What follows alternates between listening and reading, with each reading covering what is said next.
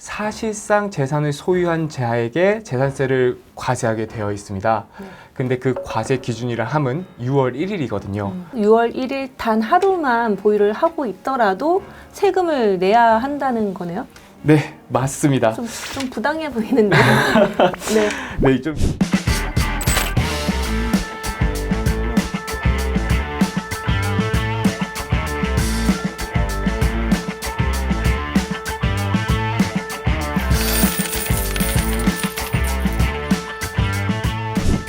안녕하세요. 리브부동산 TV입니다. 세금으로 머리 아파하는 리브부동산 TV 구독자분들을 위해서 특별한 분을 모셨는데요. 공직에서 납세자들이 부당하게 세금을 내지 않도록 보호하는 아주 중요한 업무를 맡고 계시는 항범석 세무사님입니다. 안녕하세요. 안녕하세요. 네, 항 세무사님하고 꼭 알아둬야 할 부동산 세법을 기초적인 부분부터 짚어보도록 하겠습니다. 먼저 첫 번째 주제로 이날을 기억해라 6월 1일인데요. 재산세와 종합부동산세에 대해서 알아보도록 하겠습니다. 그리고 두 번째 시간에서는 재개발, 재건축 세금에 대해서 알아볼 거고요. 마지막 세 번째에서는 주거임득, 주거 아닌 오피스텔 취득부터 양도소득세까지 살펴보도록 하겠습니다. 그러면 첫 번째 시간 이날을 기억해라 6월 1일 편입니다.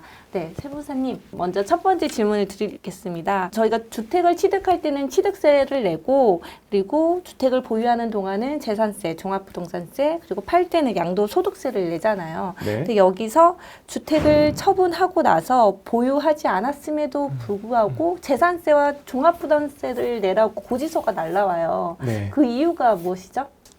그 일반인 입장에서는 조금 이해하시기 어려운 개념일 수도 있는데요. 네. 그 과세 기준이라는 개념 때문에 그렇습니다. 지방세법은 재산세 과세 기준일 현재 사실상 재산을 소유한 자에게 재산세를 과세하게 되어 있습니다. 네. 근데 그 과세 기준이라 함은 6월 1일이거든요. 그러니까 6월 1일 날 해당 자산을 사실상으로 보유하고 있는 자에게는 1년치 재산세가 과세가 되는 거죠. 그렇다면 1년 365일 중에서 6월 1일 단 하루만 보유를 하고 있더라도 세금을 내야 한다는 거네요? 네, 맞습니다. 좀 부당해 보이는데. 네.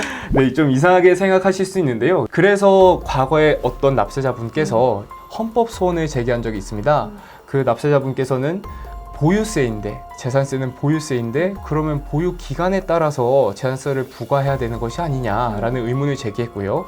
그거에 따라서 헌법 소원을 제기했었는데요. 이에 대해서 헌법재판소는 조세 행정의 효율성과 조세 징수 비용을 고려해서 과세 기준을 정해서 그 기준으로 1년치 재산세를 부과하는 것은 타당하다고 판시했습니다. 아이고, 그렇다면 이제 파는 사람 입장에서는 어떻게든 6월 1일 전에 팔아야 될 것 같고 사는 사람 입장에서는 그날을 피하고 싶어 할 것 같기는 하는데요. 올해는 세부담도 많이 커졌어요. 그래서 하반기부터는 양도소득세, 중과세까지 적용이 되고 5월까지 매도를 고민하시는 분들이 많으실 텐데 그렇다면 사례별로 재산세와 종부세율이 얼마나 늘어났나요?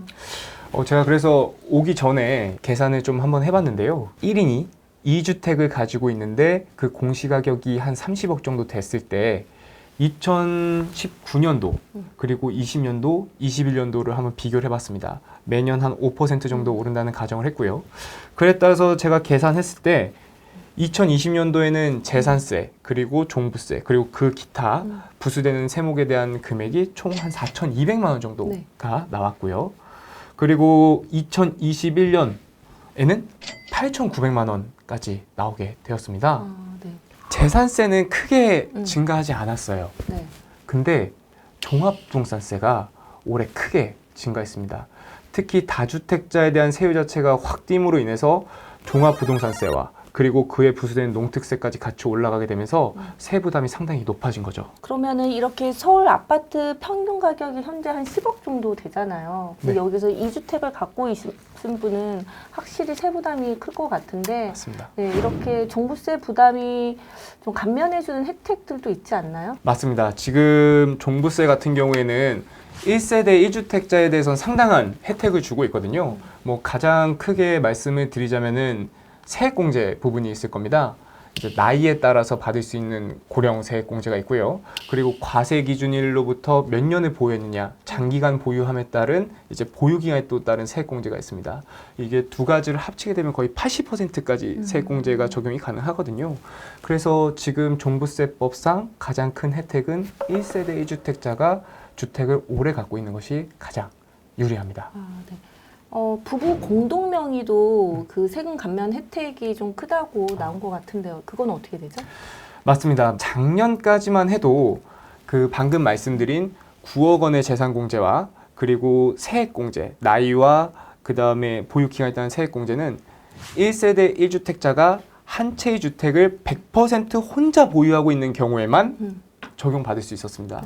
근데 이게 올해 바뀌었어요. 올해 어떻게 바뀌었냐면 1세대 1주택자로서 부부가 공동 명의로 주택을 갖고 있는 경우에 선택을 할 수 있게 되어 있습니다.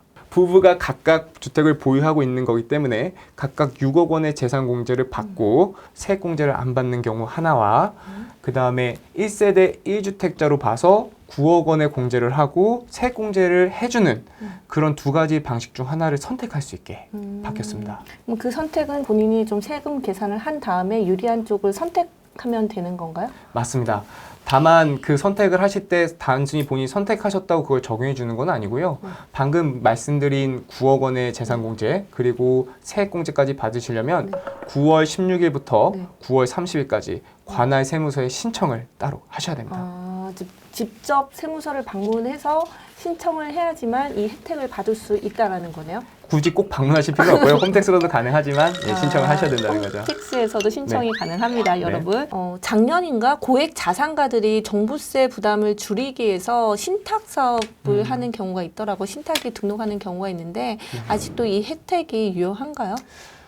결론적으로 말씀을 드리면 이제 더 이상 신탁으로 인한 주택에 대해서 혜택을 받을 수 없게 되었습니다. 왜냐하면 작년까지만 해도 저희가 신탁 재산은 대내외 소유권이 실질적으로 신탁 회사에 있는 걸로 봤었거든요. 근데 이제 12월 달에 작년 12월 달에 재산세법이 우선 개정이 되면서 저희 종합부동산에서 동시에 개정이 됐는데 재산세법상 재산세 납세 의무자를 신탁한 자로 보게 법이 개정되었습니다. 근데 저희가 종합부동산세 납세 의무자를 보면은 주택에 대한 재산세를 납부한 자는 종합부동산세 납세 의무가 같이 있는 거거든요. 그러다 보니까 종합부동산세도 재산세를 따라가게 돼 있고요. 그리고 종합부동산세법상 신탁한 재산의 실질적인 납세 의무자를 위탁자, 즉 신탁한 자로 보았기 때문에 이제 더 이상 재산의 신탁함에 따른 혜택을 보기에는 어려워질 것 같습니다. 5월 달까지 매도를 고민하시는 분도 많을 것 같아요. 근데 지금 시간이 촉박하잖아요. 그럼 5월 달까지 팔아야 되는 그 기준, 매도 선정 기준이 어떻게 되는 건가요? 일반적이라면 저희가 부동산을 거래하면 잔금을 청산하고 바로 등기까지 마치기 때문에 이런 문제가 없겠죠. 근데 다만 문제가 된다면 잔금을 청산하고 등기까지 치는 데까지 사이에 그 사이에 과세 기준이 들어간다면은 진행자분께서 말씀하신 문제가 생길 수도 있을 것 같거든요. 이제 그런 경우를 어떻게 봐야 하느냐에 대해서는 재산세법은 과세 기준이 현재 해당 재산의 사실상 소유자가 재산세를 부담하게 되어 있습니다. 그리고 그 사실상의 소유자에 대해서는 과거에 대법원에서 판결을 내린 게 있어요. 대법원에서는 이렇게 얘기했습니다. 부동산의 소유권을 가지고 언제라도 공부상 소유자로 등재될 수 있는 상태에 있는 자라고 보았거든요. 그러니까 결론적으로 말씀드리면 매수자 입장에서 잔금을 청산을 했다면 그 재산의 사실상 소유권자를 볼 수 있는 거죠. 그러면 매수자는 최대한 5월 31일까지 잔금을 치렀다. 그러면은 재산세 부담을 해야 된다는 거죠? 그렇죠. 매수자 입장에서 5월 30일까지면 6월 1일 날 실질적으로 소유자는 매수자니까. 매수자니까 매도자는 재산세 종부세 부담을 덜게 되는 거고요. 다만 중요한 게 그 저희가 실무상으로는 재산세 고지서가 이제 공부상 등재된 자에게 다 나가게 돼 있어요. 그렇기 때문에 그 절차, 만약에 재산세를 받게 된다면, 재산세 고지서를 받게 된다면 그걸 취소하고 상대방에 다시 돌리기까지가 상당히 번거롭습니다. 그렇기 때문에 그 점을 미리 좀 유의하셔서 6월 1일 전에 최대한 빨리 등기도까지 정리하시는 걸 추천드리도록 하겠습니다. 이렇게 짧은 기간에 매도가 어렵다면은 증여도 많이 고민을 하시는 것 같아요. 그래서 최근에 증여 거래가 많이 늘어났거든요. 이렇게 증여 거래할 때 주의할 점, 꼭 고려해야 될 게 무엇이 있을까요? 증여에 대해서 생각을 하신다면 우선 가장 첫 번째는 증여세에 대해서 고려를 하셔야 되겠죠. 근데 그 증여세에서 좀 조심을 하셔야 될 부분이 이제 동일인으로부터 증여 이전 10년 이내 받은 재산 가액은 다 합산하게 되어 있습니다. 왜냐하면 저희가 증여세율 자체가 계단식이다 보니까 재산이 합산될수록 높은 세율 구간을 적용받아서 증여세가 더 나오게 되거든요. 근데 여기서 또 하나 주의하셔야 될 것이 이제 동일인의 범위에 아버지로부터 증여받은 재산이 있다고 한다면 어머니도 그걸 같이 합산하게 돼 있어요. 그러니까 제가 만약에 아버지한테 10억을 받고 네. 어머니한테 10억을 받았다면 10년 직전 10년 동안 20억을 받은 게 네. 됩니다. 그래서 그런 부분을 좀 주의하셔서 직전 10년 기간 동안 내가 증여받은 것이 있는지, 내가 또 자식에 증여한 것이 있는지 확인해 봐야 될 것 같고요. 네. 그리고 다음으로는 이제 주택 증여에 따른 취득세가 상당히 높아졌습니다. 시가 표준액 3억 이상의 그리고 조정지역 안에 있는 주택을 무상으로 취득하는 자, 증여로 인해서 취득하는 자는 이제 12% 고율의 취득세를 물게 돼 있거든요. 그 부분도 이제 비용이 만만치 않을 것이기 때문에 한번 고려를 해 보셔야 되는 거죠. 근데 왜 좀 궁금한 게 취득세율이 12%나 되는데 증여를 많이 하는 이유가 무엇일까요? 우선 양도 같은 경우에는 다주택자에 대한 제재가 엄청나게 강합니다. 그렇기 때문에 쉽게 팔 수가 없어요. 세금 나오는 걸 보시면 아마 쉽게 팔지 못하고 그럴 바에 차라리 증여를 하자는 쪽으로 선택을 많이 하시거든요. 저희가 아시다시피 양도소득세 그리고 종합부동산세 같은 경우는 다주택자에 대한 제재는 상당히 강한 반면에 1세대 1주택자에 대한 혜택은 또 보장을 해주고 있어요. 그러다 보니 이제 다주택자들은 주택을 파시기보다는 증여 쪽으로 이제 돌리게 되시는 거죠. 근데 다만 이때 좀 주의하셔야 될 게 그 저희가 세대 분리라는 걸 해야 되지 않습니까? 네. 증여를 하게 되면 그때 세대 분리를 할 때 꼭 실질적인 세대 분리와 그리고 저희가 주민등록 분리를 동시에 하셔가지고 문제가 없게 하셔야 될 것 같습니다. 나 자녀랑 만일 같이 살고 있는데 그 자녀에게 증여를 하고 싶다 그러면은 그 자녀와 부모는 세대 분리를 확실하게 해둬야 된다는 거네요. 그래야 이제 1세대 1주택에 대한 혜택을 받으실 수 있겠죠. 네. 지금까지 재산세와 종합부동산세 과세 기준일과 그다음에 증여했을 때 주의사항에 대해서 알아봤고요. 리브부동산TV 구독자 여러분 도움이 되셨다면 구독과 좋아요 부탁드리고요. 혹시 궁금한 사항 있으면 댓글로 달아주시고요. 저희 복잡한 부동산 세금 계산은 그 리브부동산 앱에서 세금 계산기 프로그램이 있거든요. 그거 꼭 이용해 주시기 바랍니다. 그리고 다음 시간에는 재개발, 재건축, 세금에 대해서 알아보겠습니다. 지금까지 리뷰부동산 TV였습니다. 감사합니다.